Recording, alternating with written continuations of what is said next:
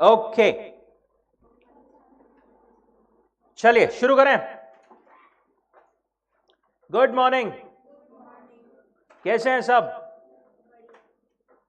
Online guys quickly confirm करेंगे, आवाज screen everything is fine.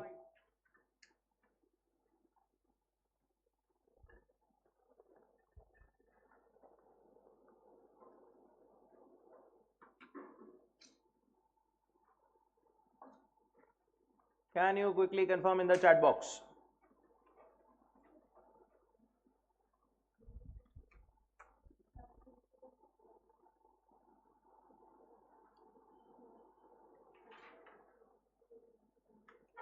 Okay, चलिए इंडियन कॉन्ट्रैक्ट एक्ट पढ़ रहे थे अपन।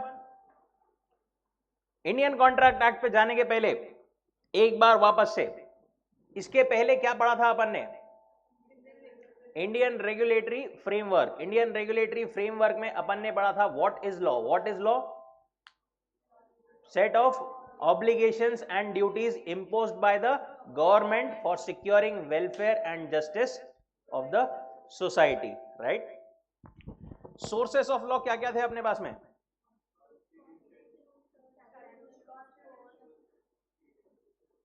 Constitution, statutes, presidents and customs and usages. उसके बाद में अपने पास में और क्या पढ़ा था अपन ने? Process of making law. अच्छा, इंडिया का गवर्नमेंट का सिस्टम कैसा, यूनिटरी या फेडरल? फेडरल है। तीन लिस्ट कौन सी है? State list, central list and joint list, right?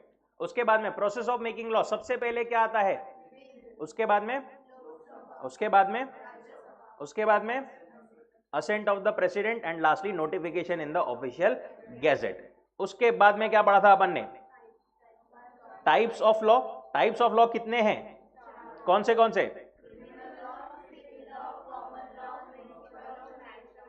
Perfect. Enforce कौन करेगा लॉ को? कौन सी गवर्नमेंट? सेंट्रल का लॉ है तो सेंटर, स्टेट का लॉ है तो स्टेट। उसके बाद में कुछ इंपॉर्टेंट मंत्रालय या फिर मिनिस्ट्रीज देखी थी अपन ने। मिनिस्ट्री ऑफ फाइनेंस देखा था, मिनिस्ट्री ऑफ कॉर्पोरेट अफेयर्स देखा था, होम अफेयर्स देखा था, लॉ एंड जस्टिस देखा था। उसके बाद में रेगुलेटरी बॉडीज कौन सी देखी थी? SEBI, RBI, IBBI. आरबीआई क्या क्या करती है? रेगुलेट करती है बैंकिंग सिस्टम को हमारे पूरे कंट्री में, बरोबर। उसके कुछ स्पेशलाइज्ड डिविजन्स थे, बीआरबीएनएम, वहां पर वो printing and minting of currency notes करती है। Then national payment corporation of India, पूरे सेटलमेंट्स वगैरह ये भी सब वो मैनेज करती है। उसके अलावा deposit insurance and credit guarantee भी देती है। Structure of Indian judicial system, सबसे पहले फंक्शन क्या था? Regulation and interpretation of acts and codes, दूसरा डिस्प्यूट रिजोल्यूशन एंड तीसरा promotion of fairness among the citizens. Hierarchy में सबसे ऊपर कौन आता है? उसके बाद में and lastly metropolitan courts. Perfect. अब आते हैं कॉन्ट्रैक्ट एक्ट पर। कॉन्ट्रैक्ट एक्ट में अपन ने कल क्या पढ़ा था? कॉन्ट्रैक्ट एक्ट में अपन ने पढ़ा था कॉन्ट्रैक्ट। कॉन्ट्रैक्ट क्या है?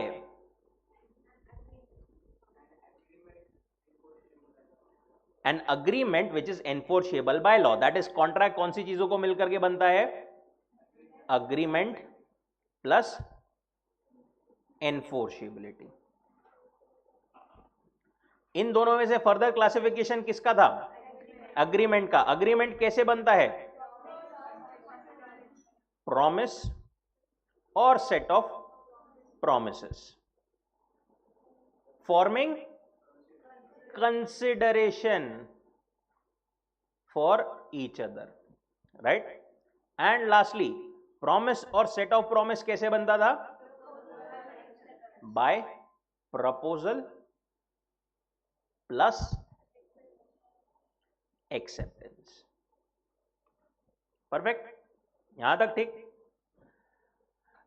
उसके बाद में क्या चीज पढ़ रहे थे अपन?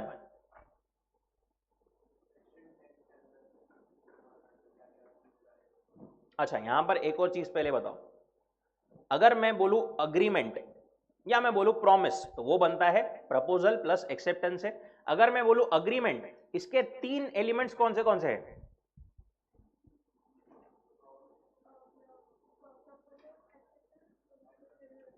एकदम बेस लेवल पे अगर मैं 3 एलिमेंट्स देखूं तो it would be proposal plus acceptance plus consideration, या फिर इन दोनों को मिला करके अपन प्रॉमिस, सेट ऑफ प्रॉमिस बोले plus consideration, that is agreement, right. और कॉन्ट्रैक्ट के अगर मैं बेस लेवल पर 4 मेन चीजें या फिर 4 मेन कंपोनेंट्स बोलूं तो proposal, acceptance, consideration and enforceability, right. अपन ऐसे भी बोल सकते हैं बेस लेवल से कंसिडर करके, ऐसे भी बोल सकते हैं promise plus consideration plus enforceability और एग्रीमेंट प्लस एनफोर्सेबिलिटी। ओके, उसके बाद में अग्रीमेंट और कॉन्ट्रैक्ट, इसके बीच में अपन ने डिफरेंस देखा था। Essentials of a valid contract देखे थे, एक जो सेक्शन 10 में दिए हुए हैं, दूसरे सेक्शन 10 में नहीं दिए हुए स्पेसिफिकली, बट हमको एनालिसिस से समझता है, दूसरे सेक्शन से समझता है। पहले अपन ने वो वाले देखे थे जो सेक्शन 10 में नहीं दिए हैं, कौन से थे वो?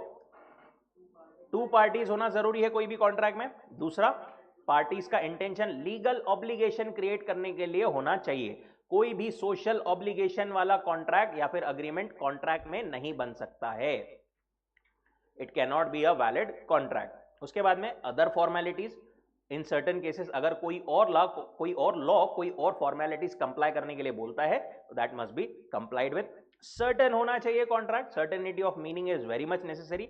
And lastly, possibility of performance. कोई भी इम्पॉसिबल या फिर फालतू बातें जो अपन ने बोली थी कल, वो कोई भी बोलेगा मैं तेरे लिए ये कर दूंगा, वो कर दूंगा, तेरे फ्रेंड को जिंदा कर दूंगा, तेरे रिलेटिव को जिंदा कर दूंगा, ये सब जो है इम्पॉसिबल चीजें वो वॉइड रहेगी। जादू से सोना चांदी खोज करके देखो दे दूंगा सॉरी, ऐसे सारे अग्रीमेंट्स क्या रहेंगे? वॉइड रहेंगे। वॉइड क्या है ये आएंगे अपन, वॉइड क्या है, वैलिड क्या है, वॉइडेबल क्या है, सब एक एक चीज पूरा डिटेल में एकदम एक्सपर्ट बना करके जाएंगे अपन हर किसी को कॉन्ट्रैक्ट एक्ट में। अब आते हैं अगले एलिमेंट्स, कौन से? जो सेक्शन 10 में अपने को स्पेसिफिकली दिए हुए हैं।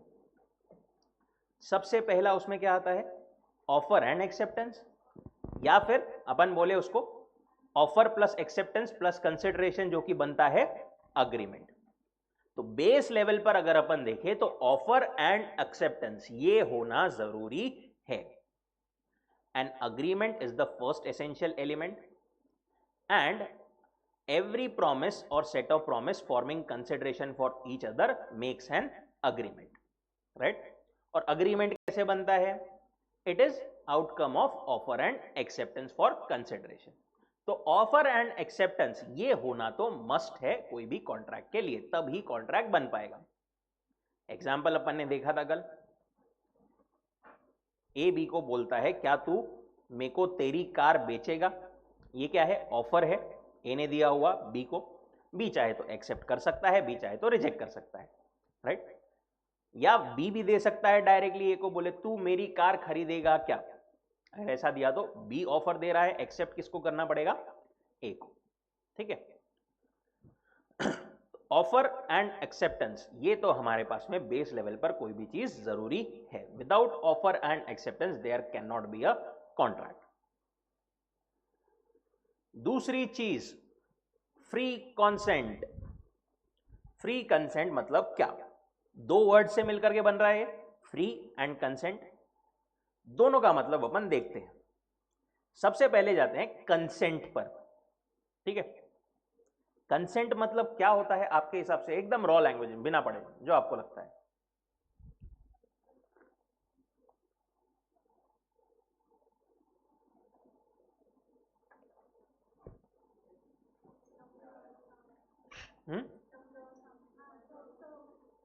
सहमति और नहीं करना है, करना है। कंसेंट अगर अपन इसके हिसाब से बोले ना, जो लॉ दिया है उसके हिसाब से, जब 2 लोग सेम चीज पर अग्री होते हैं in the same sense, that is said to be consent. 2 लोग सेम चीज पर सेम सेंस में अगर अग्री हो रहे हो तो that is called a consent. two or more persons are said to be to consent when they agree upon the same thing in the same sense. देखो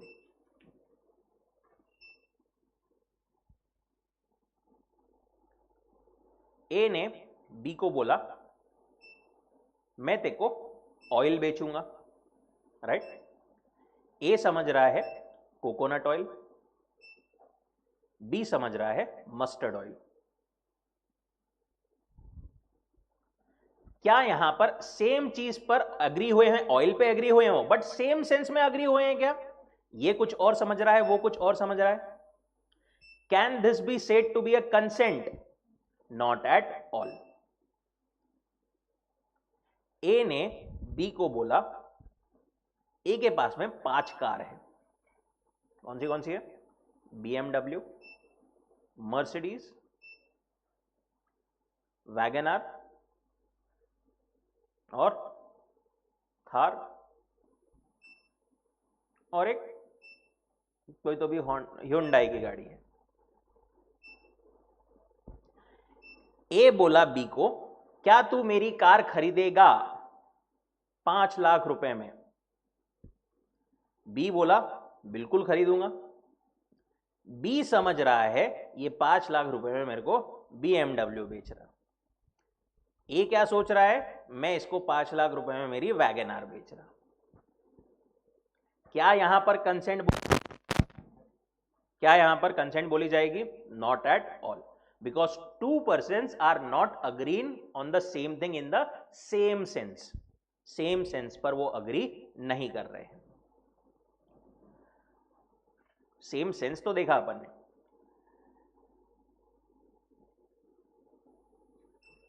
ए बोल रहा है बी को क्या तू मेरा लैंड एक जो है वो खरीदेगा? ए समझ रहा है जो सिटी के अंदर उसका एक लैंड है वो। बी समझ रहा है उसका सिटी के बाहर का कोई land. Are they on the same thing? Not at all. यहां पर भी again there is no consent. Consent सिर्फ और सिर्फ तब बोली जाएगी जब 2 persons अग्री करेंगे on the same thing in the same sense. इसी को हम क्या बोलते हैं पता है क्या? Identity of minds. या लॉ के सोफिस्टिकेटेड लैंग्वेज में एक और मैक्सिम है, कंसेंसस एड आइडम।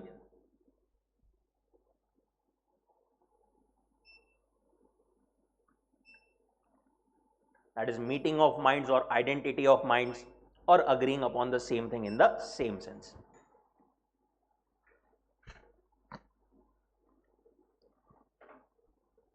दूसरी चीज, कंसेंट समझ लिया अपन ने।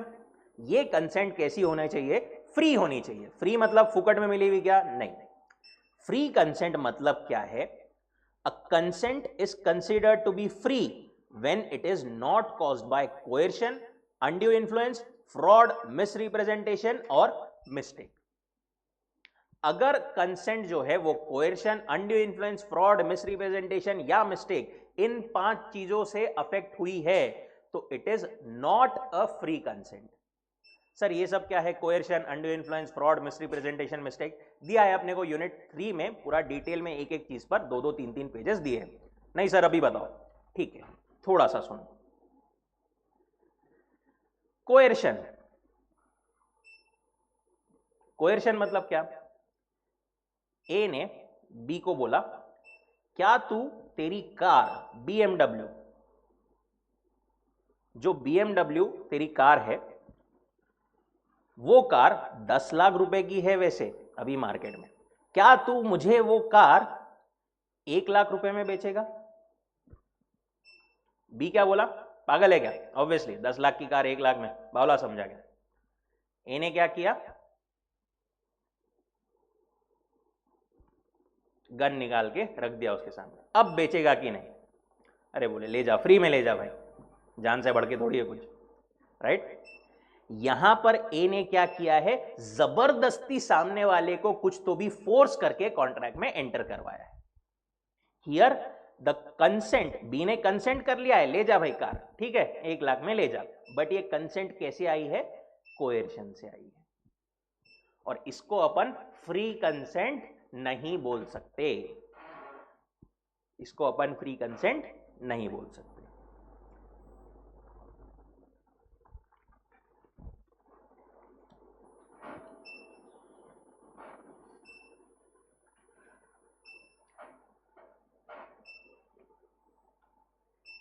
दूसरा, अनड्यू इन्फ्लुएंस। अनड्यू इन्फ्लुएंस क्या है?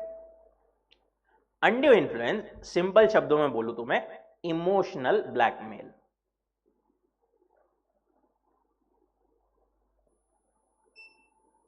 क्या है? Emotional blackmail.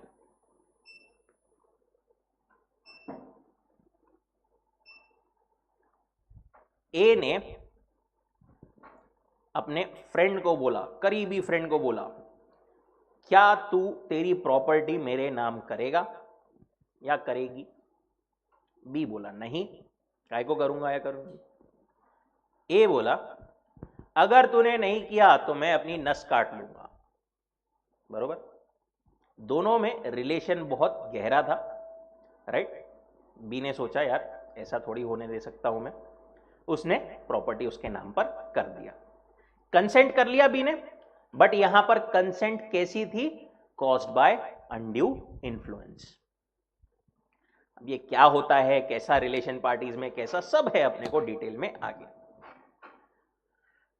तीसरा, fraud. Fraud I think explain करने की जरूरत नहीं है।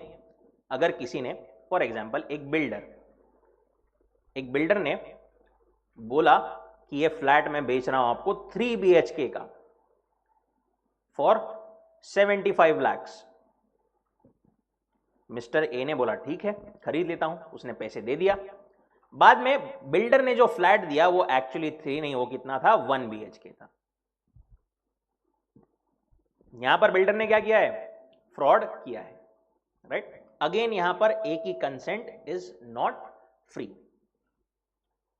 एंड मिसरिप्रेजेंटेशन मतलब क्या? एक एग्जांपल देखें अगर अपन तो, ए ने बोला बी को, ए की एसी की शॉप थी, एयर कंडीशनर।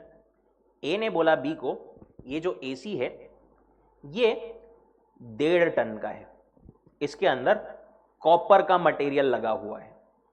अब बी को क्या समझ रहा, अंदर से खोल के थोड़ी देखेगा वो। बी ने खरीद लिया, बाद में पता चला कि ये 1.5 नहीं 1 टन का ही था, और अंदर कॉपर नहीं, अंदर सिर्फ आयरन लगा हुआ था, वो भी जंग लगा हुआ। यहां पर ए ने सेल जो किया है वो कैसे किया है? मिस रिप्रेजेंटेशन करके किया है, कुछ तो फैक्ट्स को गलत प्रेजेंट करके किया है। And lastly, mistake. गलती से मतलब दोनों भी पार्टीज की या फिर कोई एक पार्टी की गलती हो गई कोई एक कॉन्ट्रैक्ट में कोई चीज समझने के लिए।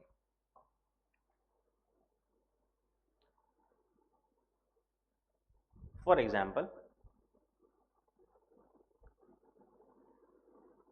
ए ने बी को बोला क्या तू मेरी कार खरीदेगा, जो अपन ने एग्जाम्पल देखा था, राइट। ए को लगा कौन सी? BMW। बी को लगा कौन सी?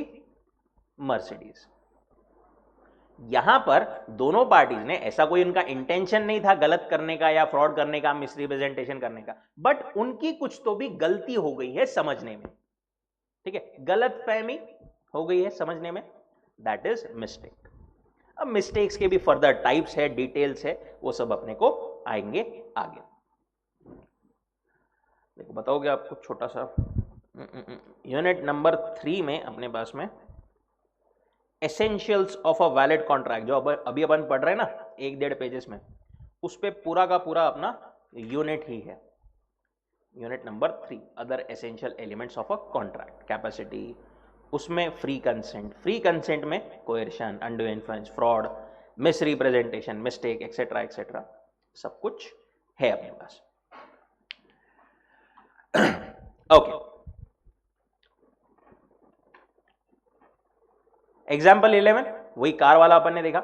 A who owns 2 cars is selling red car to B, but B thinks he is purchasing the black car. A लग रहा है वो रेड, A को लग रहा है वो रेड कार बेच रहा है, B को लग रहा है क्या वो ब्लैक कार खरीद रहा है। Again there is no consensus, no consent can be said to be here. There is no consensus ad idem and hence there can be no contract. ए ने बोला बी को मैं तेरे को चार्जर बेचता हूं. ए समझ रहा है मोबाइल का चार्जर, बी समझ रहा है लैपटॉप का charger. Again there is no consent here. ठीक है, सिर्फ कंसेंट जरूरी है क्या? नहीं, फ्री कंसेंट जरूरी है. अब फ्री कंसेंट का तो ठीक है, वो क्या बोल रहे हैं, कंसेंट हो इसके लिए आप एक क्या कर सकते हो चीज कि language of the contract should be clearly drafted. जितना डिटेल में, जितना प्रॉपरली आप कर सकते हो ना. जैसे ए ने बी को पूछा क्या तू मेरी कार खरीदेगा, उससे बेटर वो ये पूछ सकता था will you bye my red car for ₹3 lakh. वहां पर उसने प्राइस भी पूछ लिया, वहां पर उसने स्पेसिफिक कार भी बता दिया, राइट. तो contract should be clearly and in detail be drafted so that there is consensus ad idem or there is consent always there. यहां पर coercion का एग्जांपल अपने को दिया है एग्जांपल 12 में. ए ने थ्रेटन किया बी को कि if he does not lend him 2 lakh and B agreed to it, here the agreement is entered into under coercion. A ने बी को क्या बोला, अगर तू मुझे 2 लाख रुपए नहीं देगा तो मैं तेरे को उड़ा दूंगा. यहां पर अगेन बी ने दे दिया ऐसा सुन करके. बी की कंसेंट यहां पर कैसे आई है, अंडर कोएर्शन. तीसरा इंपॉर्टेंट एलिमेंट, पहले दो कौन से देखे अपन ने,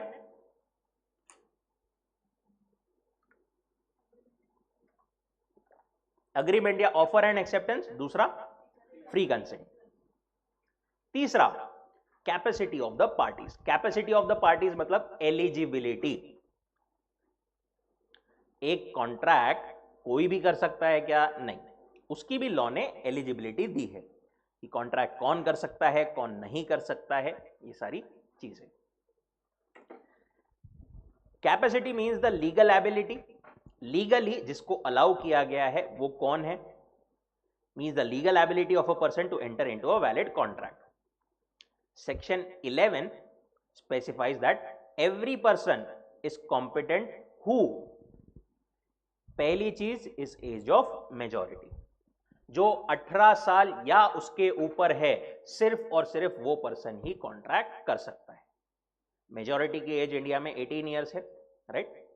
जो पर्सन 18 या उसके ऊपर है वो ही कॉन्ट्रैक्ट कर सकता है according to the law which he is subject.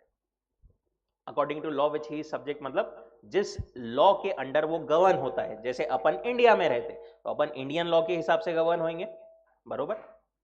अपने लिए एज ऑफ मेजॉरिटी क्या आ जाएगी, 18 साल.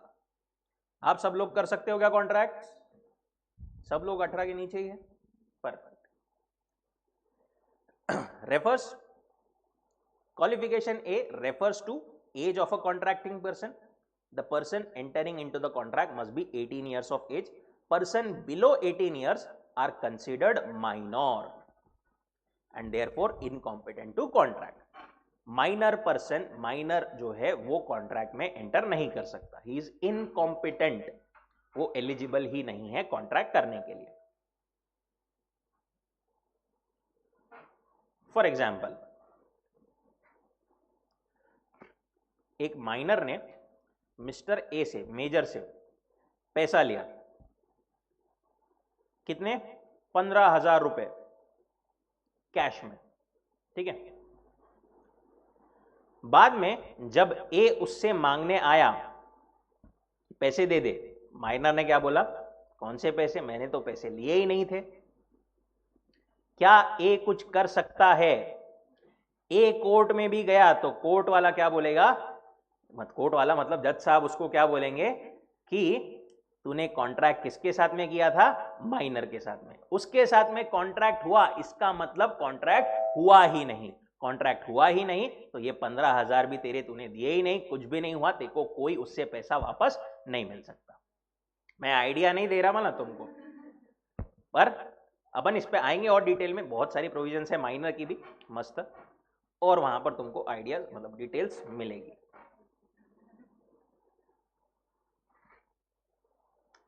देन क्वालिफिकेशन बी, दूसरा क्वालिफिकेशन साउंड माइंड का पर्सन होना चाहिए। साउंड माइंड मतलब स्थिर बुद्धि वाला होना चाहिए, पागल या अनसाउंड माइंड का नहीं होना चाहिए। आते जाते लोगों पर पत्थर फेंकने वाला इंसान नहीं चलेगा, जो कि अपने पूरे होशो आवाज में नहीं है, ऐसा पर्सन भी नहीं चलेगा।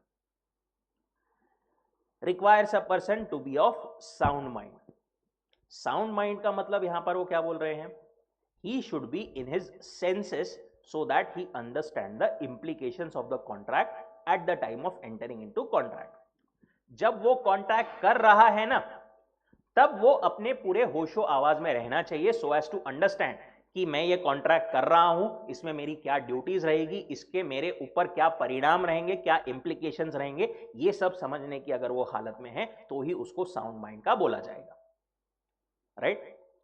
फिर अनसाउंड माइंड है, ये कौन कौन अपन कंसिडर करते हैं अनसाउंड माइंड? कोई लुनैटिक पर्सन, लुनैटिक मतलब mentally ill, an idiot. Idiot तो सर हम बहुत लोगों को बोलते हैं, सब वो नहीं कर सकते क्या? नहीं। इडियट लॉ में क्या होता है, इडियट मतलब basically in the terminology of law a person who has lost his understanding capacities, या फिर उसको शुरुआत से ही कभी अंडरस्टैंडिंग कैपेसिटी नहीं थी, या फिर अभी लॉस हो गई है, अंडरस्टैंडिंग पावर उसके पास में नहीं है, सोचने समझने की शक्ति बेसिकली नहीं है।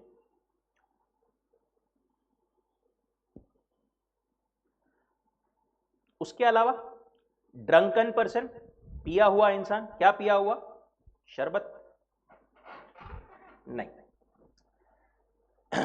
कड़वा शरबत, मेरे को मालूम है, मैं तो सुन के बता रहा हूं। ओके, ड्रंकन पर्सन, कोई भी ड्रंकन पर्सन जो कि अल्कोहल के अफेक्ट में हो या फिर इन्फ्लुएंस में हो, again he is not considered to be completely in his senses और under the influence of some intoxicant. सिर्फ अल्कोहल ही नहीं, और भी कोई भी नशीला पदार्थ, ठीक है, जिसके अगर वो अफेक्ट में हो, इन्फ्लुएंस में हो, तो उसको साउंड माइंड का पर्सन कंसिडर नहीं किया जा सकता। जब वो ऐसे इन्फ्लुएंस में हो तब वो कॉन्ट्रैक्ट नहीं कर सकता। एक बार वापस नॉर्मल हो जाए उसके बाद में कर लेना, बट जब वो इंटॉक्सिकेटेड है उस टाइम पर वो कॉन्ट्रैक्ट नहीं कर सकता, right. That was qualification number B. तीसरा qualification, not otherwise disqualified from contracting by any law to which he is subject. कभी कभी नहीं, क्या लॉ स्पेसिफिकली बहुत सारे लोगों को डिस्क्वालिफाई कर देता है, बोलता है लॉ कि आप लोग कॉन्ट्रैक्ट नहीं कर सकते। जैसे कि qualification C requires person entering into contract should not be disqualified by his status. वो पर्सन का स्टेटस ऐसा है या फिर वो ऐसे पोजीशन पे है या कोई ऐसा कुछ है वो जो कि लॉ बोलता है ये पर्सन नहीं कर सकता। जैसे एलियन एनिमी। एलियन एनिमी मतलब कोई मिल गया क्या जादू वाला क्या? वो नहीं। एलियन एनिमी मतलब ऐसा कोई देश जिसके साथ में अपना वॉर चालू है, उस देश का कोई पर्सन, उसको बोलते हैं अपन एलियन। अपने इंडिया के कंपैरिजन में वो अपने लिए एलियन है, right. And enemy, alien enemy के साथ में आप कॉन्ट्रैक्ट नहीं कर सकते। फॉरेन सोवरेन्स, फॉरेन सोवरेन मतलब बेसिकली फॉरेन के रूलर्स, फॉरेन के कोई एम्बेसडर्स, बहुत सारे इसको लॉ ने बोला है, बहुत सारे फॉरेन के रूलर्स या फिर फॉरेन के एम्बेसडर्स, कि आप इनके साथ में कॉन्ट्रैक्ट नहीं कर सकते। फॉरेन के कुछ लोग, ऐसा समझो। क्यों नहीं कर सकते हैं सर वैसे उनके साथ अपन? क्योंकि उनको नहीं, क्या बाय डिफॉल्ट इम्यूनिटी मिली हुई होती है। इम्यूनिटी मतलब वहां पर मतलब ऐसा होता है कि इन्होंने कुछ गलत भी कर दिया ना तो इनके अगेंस्ट आप प्रोसीड नहीं कर सकते, इनके अगेंस्ट आप केस वगैरह नहीं कर सकते। इसलिए हमारे यहां का लॉ क्या बोलता है, उन्होंने कुछ गलत कर दिया तो वो तो गैर फायदा उठा सकते हैं इस चीज का, आप उनके साथ कॉन्ट्रैक्ट ही नहीं कर सकते, ठीक है। कन्विक्ट्स, कन्विक्ट्स मतलब मुजरिम, इनके साथ भी आप कॉन्ट्रैक्ट नहीं कर सकते। सिर्फ इतने ही लोग हैं क्या? नहीं, और भी डिटेल में फर्दर लोग हैं जो कि लॉ ने स्पेसिफिकली डिस्क्वालीफाई किए हैं, आएंगे वो भी अपने को डिटेल में। They are disqualified unless they fulfil certain formalities required by law.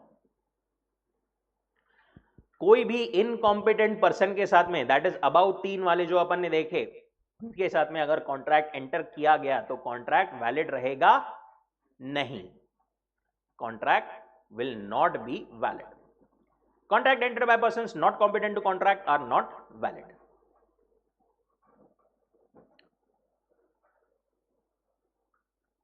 ठीक है, अब आते हैं अपन इंपॉर्टेंट पॉइंट, कंसिडरेशन। एक बार अभी वापस बताएंगे। पहला पॉइंट अपन ने क्या देखा था? Offer and acceptance. दूसरा free consent, free and consent दोनों होना चाहिए। कंसेंट मतलब क्या था? Consensus ad idem, meeting of minds, और या फिर सेम थिंग सेम सेंस में अग्री कर रहे हैं तो। तीसरी चीज क्या देखी अपन ने? Competency, capability, right. क्या क्या कितने थे उसमें कंडीशन? 3। कौन से? मतलब मेजर होना चाहिए या माइनर नहीं होना चाहिए। दूसरा साउंड माइंड का होना चाहिए, और तीसरा not expressly disqualified by law. Next is consideration. ये पॉइंट को अच्छे से समझते हैं। देखो, कंसिडरेशन मतलब क्या बोला था अपन ने? क्विड प्रो को। क्विड प्रो को ये क्या है? अगेन एक मैक्सिम है जिसका मतलब क्या होता है? Something in return. कोई भी कॉन्ट्रैक्ट में एक पर्सन दूसरे पर्सन के लिए कुछ कर रहा है तो साथ में देयर शुड बी रेसिप्रोकली, कुछ दूसरे पर्सन ने भी इस पर्सन के लिए कुछ करना होगा, तभी वो कॉन्ट्रैक्ट वैलिड रहेगा। One sided obviously can not be valid. जैसे ए ने बोला बी को, मैं तेरे को अपनी कार दूंगा, तू मेरे को पैसे दे देना। कितने? से 5 लाख। यहां पर ए के पॉइंट ऑफ व्यू से देखें तो ए को क्या मिल रहा है? 5 लाख। उसके लिए जा क्या रहा है? कार। एक चीज जा रही है, उसके बदले उसको कुछ ना कुछ मिल रहा है। बी के लिए देखें तो उसके पास से 5 लाख रुपए जा रहे हैं, बट उसके लिए कंसिडरेशन क्या है इन रिटर्न? कार है। There should be something in return, there should be consideration in the contract. If there is no consideration, there is no contract. ठीक है। Now, a valuable consideration in the sense of law may consist either in some right, interest, profit or benefit to one party, or some forbearance, detriment, loss, responsibility given, suffered, undertaken by the other. कुछ नहीं समझा, समझते हैं। देखो क्या बोल रहे हो? कॉन्ट्रैक्ट में नीड नॉट नेसेसरी आप एक चीज दे रहे हो, उसके अगेंस्ट आपको पैसे ही मिल रहे हैं, उसके अगेंस्ट पैसे ही मिल रहे हैं, ऐसा जरूरी नहीं है। हो सकता है उसके अगेंस्ट आपको बी भी बोले मैं मेरी कार दूंगा देखो, चलेगा ये? बिल्कुल चलेगा। Something in return need not be only money, कुछ भी चलेगा, बस ऐसा चाहिए जो लॉ की नजरों में जिस चीज की वैल्यू हो। ठीक है, उस चीज की लॉ के नजरों में अगर वैल्यू है तो वो चीज जो है कंसिडरेशन कंसिडर की जाएगी। एक हो सकता है कार, और क्या क्या बोला है उन्होंने? Can either be some right, interest और प्रॉफिट और बेनिफिट टू वन पार्टी। देखो, प्रॉफिट बेनिफिट ये तो अपन ने देखा, it can be like in money terms 5 lakh रुपए, राइट। या फिर कार के बदले कार, ये भी बेनिफिट को अपन कंसिडर कर सकते हैं। राइट, इंटरेस्ट देखते हैं अपन। नेटफ्लिक्स कितने लोगों के पास में सब्सक्रिप्शन है? नेटफ्लिक्स, हॉटस्टार, प्राइम वीडियो या कोई भी ऐसे कोई भी सब्सक्रिप्शन कितने लोगों के पास में है? अच्छा, पता है उसके बारे में, राइट। ऑलमोस्ट सबके पास में। क्या होता है वहां पर? ओटीटी। अपने को कुछ तो भी पैसे देने पड़ते हैं, राइट, उसका सब्सक्रिप्शन लेने के लिए। फॉर एग्जाम्पल, मैंने नेटफ्लिक्स का सब्सक्रिप्शन लिया, मैंने तो उनको पैसे दिए, कितना सब्सक्रिप्शन है अभी मंथली? चलो 200 पकड़ो। मैंने 200 रुपए दिए उनको, उन्होंने मेरे को क्या दिया? उन्होंने तो कोई चीज दी नहीं मेरे को उसके अगेंस्ट, फिर ये कॉन्ट्रैक्ट वैलिड नहीं है क्या? कॉन्ट्रैक्ट तो होता है। कस्टमर केयर, उन्होंने मेरे को क्या दिया है? उन्होंने उनका कंटेंट एक्सेस करने का राइट दिया है मुझे, कि मैं उनके प्लेटफॉर्म पे जाकर के जो भी चीजें हैं, पिक्चर है, मूवी है, जो भी चीज है वो मैं जाकर के देख सकता हूं। ये एक्सेस करने का राइट दिया है, ये एक्सेस करने का मेरा उसमें इंटरेस्ट भी बोल सकते हैं अपन, इंटरेस्ट वैसे अलग टर्म है, बट राइट यहां पर अपने को दिया है। ठीक है, ये भी कंसिडरेशन है। Okay, and this contract also valid. उसके अलावा उन्होंने क्या बोला है? सम फोरबियरेंस, डेट्रीमेंट, लॉस और रिस्पॉन्सिबिलिटी अंडरटेकन और सफर्ड बाय द अदर। देखो, लॉस जो बोल रहे हैं ना, लॉस, डेट्रीमेंट, फोरबियरेंस, इसका एक एग्जांपल समझते हैं।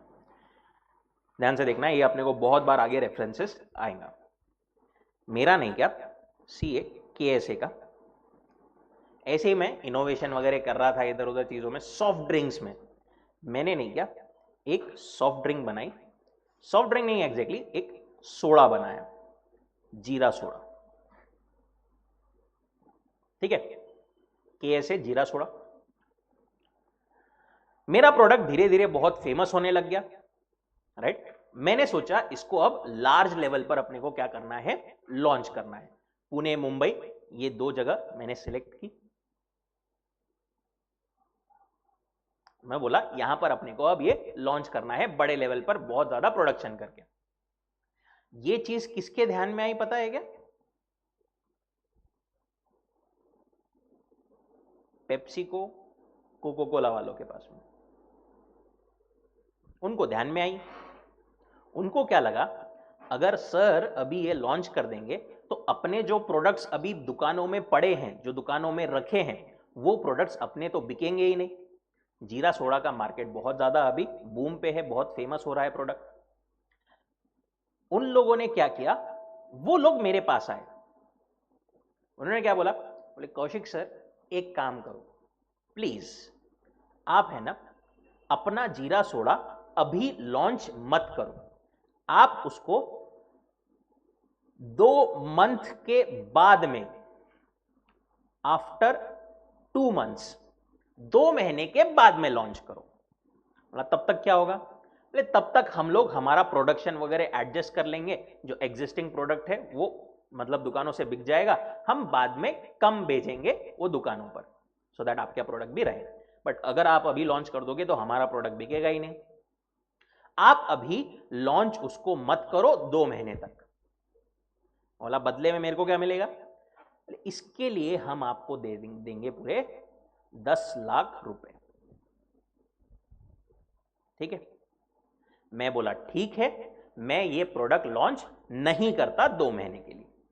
मैं ये प्रोडक्ट लॉन्च नहीं करता 2 महीने के लिए, ये जो मैंने अग्री किया है ना, दिस इज कॉल्ड फोरबियरेंस। कुछ ना करने के लिए मैंने अग्री किया है, ठीक है ये मैं नहीं करता हूं, दैट इज व्हाट फोरबियरेंस।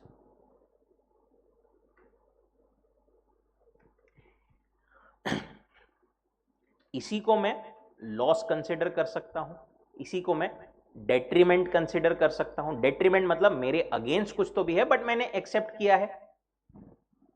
फोरबियरेंस, डेट्रीमेंट और लॉस सफर्ड और अंडरटेकन बाय द अदर। मैंने क्यों अंडरटेक किया है, क्यों एक्सेप्ट किया है ये, फॉर 10 लाख रुपीज। ये भी कंसिडरेशन है।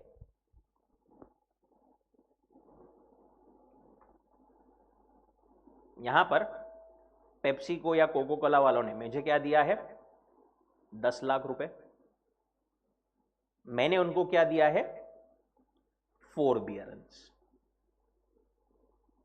कुछ ना करने का प्रॉमिस। ठीक है, ये भी कंप्लीटली वैलिड कंसिडरेशन है।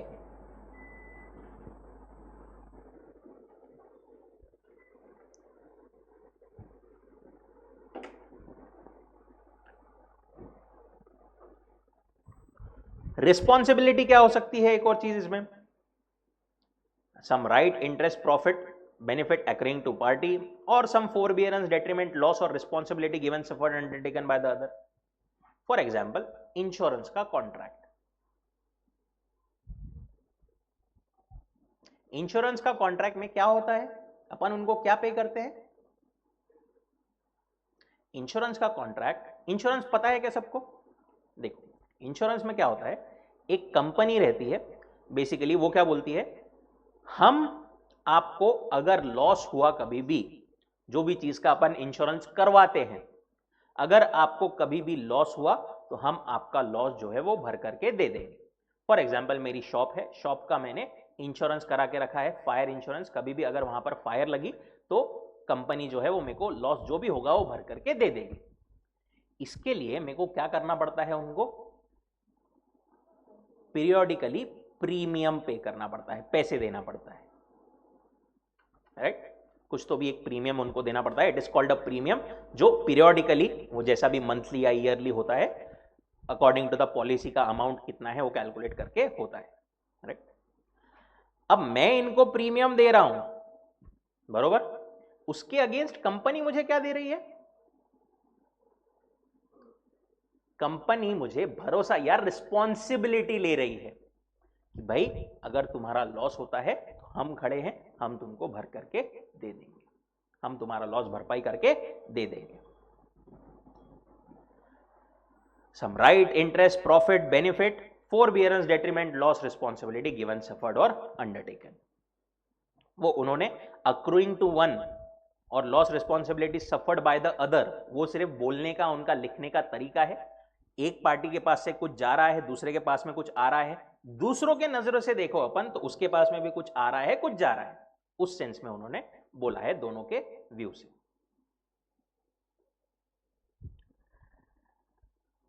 एग्जाम्पल 13, बेसिक, ए अग्री किया to sell his books to be for ₹100, यहां पे बी ने जो प्रॉमिस किया टू पे ₹100, वो कंसिडरेशन है काय के लिए, for as promise to sell his books.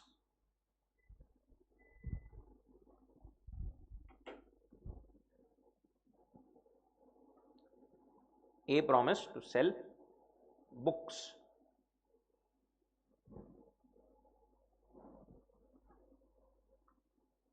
मैं तेरे को बुक दूंगा, तुम मुझे बुक दो, मैं तुम्हें ₹100 दूंगा, ठीक है।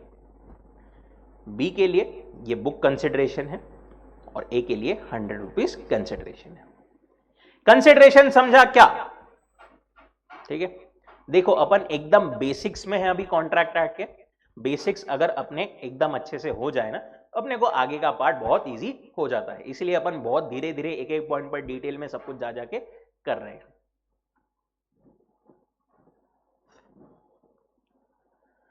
ठीक है यहां तक, ओके।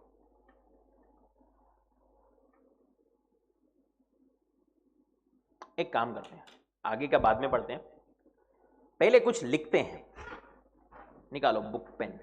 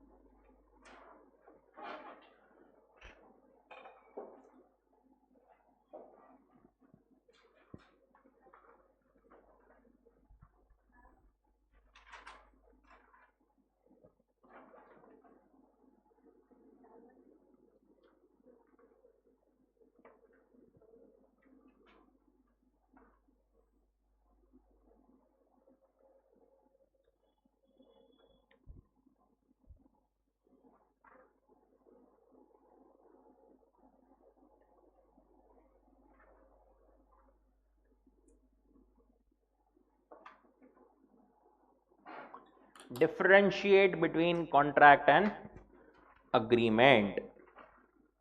जो याद है, जितना याद है, जैसा याद है।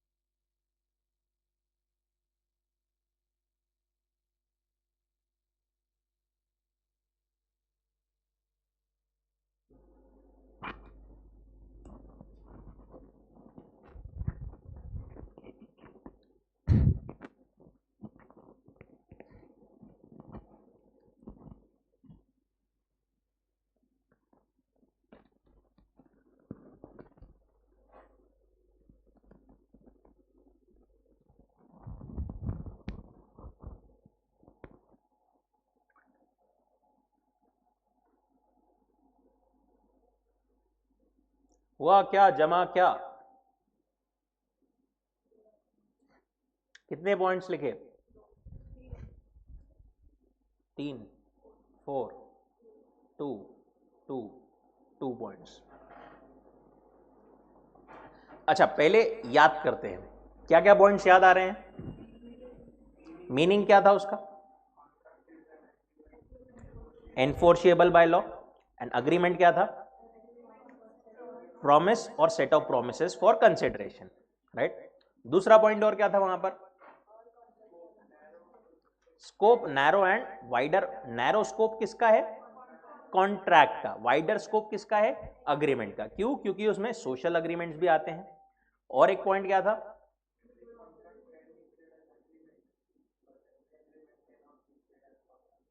राइट, लास्ट में all agreements are, all contracts are agreements but all agreements are not contracts. और एक पॉइंट क्या बोला आपने? Legal obligation. क्या है उसमें? अग्रीमेंट नीड नॉट नेसेसरली, हर एक अग्रीमेंट नहीं क्रिएट करेगा, but contract definitely creates legal obligation. क्या बोलते हैं हमारे points? Agreement meaning perfect, scope perfect, wider, narrow. Legal obligation, it may not create legal obligation, necessarily creates a legal obligation. And nature, all agreements are not contracts, all contracts are agreements, right? ध्यान में आता है, याद करते करते अपन समझ में तो आया वही है, बट ध्यान में आता है अच्छा ऐसा लिखना है, ऐसा करना है, बट लिखते टाइम पर एग्जैक्टली वैसे वर्ड्स नहीं निकलते अगर अपन बार बार प्रैक्टिस नहीं करेंगे। Revision, writing practice is again, I am repeating again and again, I will be repeating every day again and again कि writing practice करते रहिए, ठीक है। डिफरेंसेस भी सर ऐसे आते हैं क्या जो अभी तक हमको आते थे 11th 12th में? बिल्कुल आते हैं। जनरली ऐसा मतलब बहुत ज्यादा नहीं आते, बट एक आधा क्वेश्चन बीच में 100 मार्क्स में से 5-6 मार्क्स के लिए आ सकता है डिफरेंशिएट बिटवीन का। बहुत सारे अपने को डिफरेंशिएट आएंगे। फॉर्मेट ऐसा ही टी टेबल में आपने लिखा, दैट वुड बी परफेक्ट, ठीक है। बेसिस ऑफ डिफरेंस यहां पर इंक्लूड कर लेना। अगर आपको एकदम ही ध्यान में नहीं है कि क्या बेसिस था, कैसा था, तो उसको फिर मत लिखिए, बट बेसिस ऐसा है कि मतलब अपन जो डिफरेंसेस लिख रहे हैं उसके बेसिस पर भी थोड़ा सा अपने इसमें बेसिस लिख सकते हैं। This is the format that we need to follow. चलिए, यहां तक कोई दिक्कत, कोई doubt? Depending on the marks, generally 1 mark 1 point ऐसा ही। हाँ, रुकते हैं यहां पर। Thank you so much. मतलब